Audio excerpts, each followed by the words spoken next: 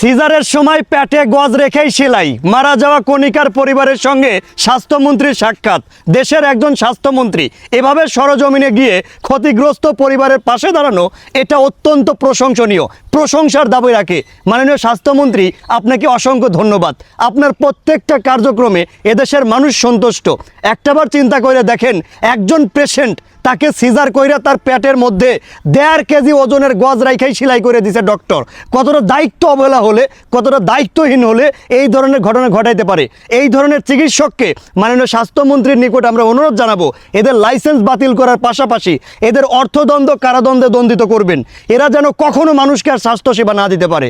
একটা মানুষের সারা জীবন, একটা মানুষের জীবনের ব্যাপার। ডক্টর বলে আমি অনেক ঝামেলায় ছিলাম, যে কারণে এই ঘটনাটা ঘটায় ফেলছি। পেশেন্টের পরিবারকে হোয়াটসঅ্যাপ করে ক্ষমা চায়, মাপ চায়। আরে ফাজলামি করো, মানে একটা মানুষের জীবন শেষ করে দিয়ে